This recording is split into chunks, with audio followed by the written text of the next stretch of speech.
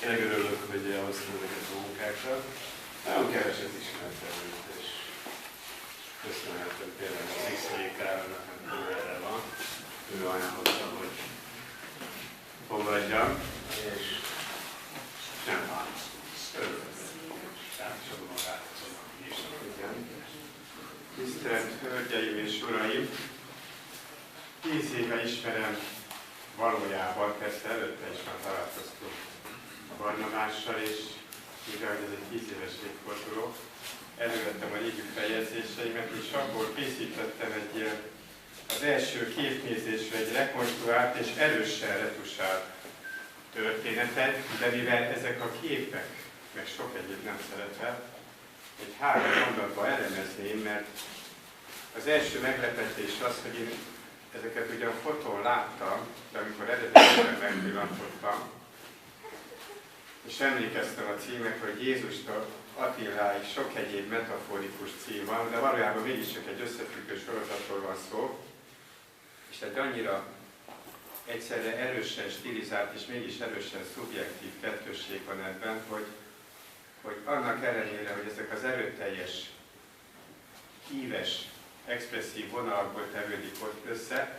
hogyha mondanék olyan nevet, hogy Jabloński, Twombly találkozik, és még nagyon sok művész kellene sorolni, akkor mégiscsak sikerült, és itt azt az úgynevezett hermeneutikai, szemiotikai szöveget nem is akarom mondani, hogy ez egy olyan expresszív együttes, ami tényleg összefüggő rendszer.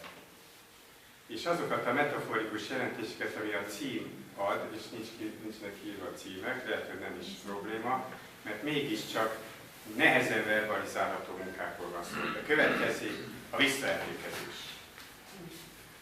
BB, így nevezem Bódis Barnát. Tekintete kérő és ravaszkás. De közvetlen és barátságos. Csillagszerű juhász, garabonciás, a szakadékba lépő bolond a tavóban. A vándorló komoly diás, aki mégsem zuhan le, valahogy a felhőkön lép el. Látszólag csetlik-botlik, de valójában ez egy sajátos tánc. Kelet-európai daruglánc.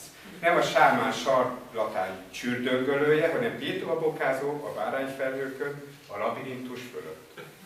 Eltévedtem az emlékekön, pedig most értékelő beszédre lenne szükség. Ez már megvolt, ez a 3 mondat. Már a sors által kijelölt virtuális helyemen voltam, mert ez egy ivó volt, művészet szakszervezeti bizalmiként szivárogtattam jelentések.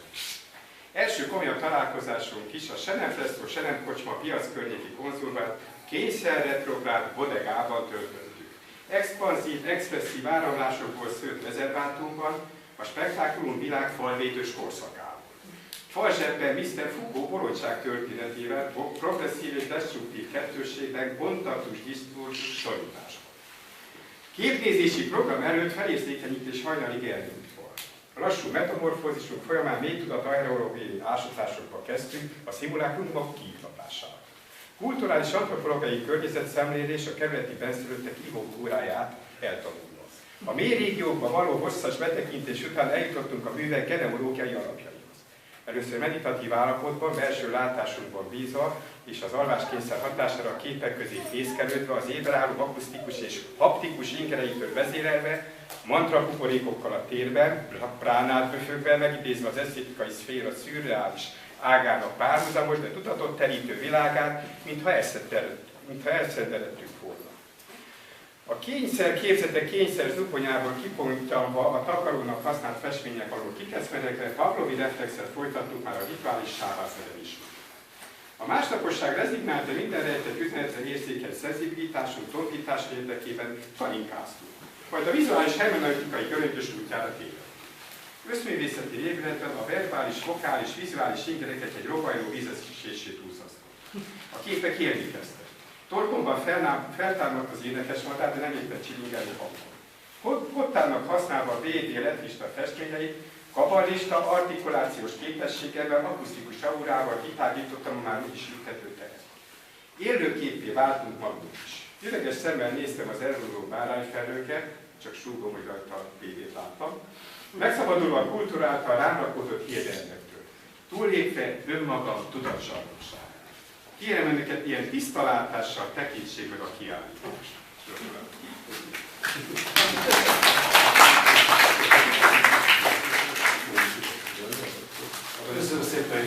Lorenzo-nak, és köszönöm neked is. És ünnepeljük meg egy kis kenyérrel a művészet.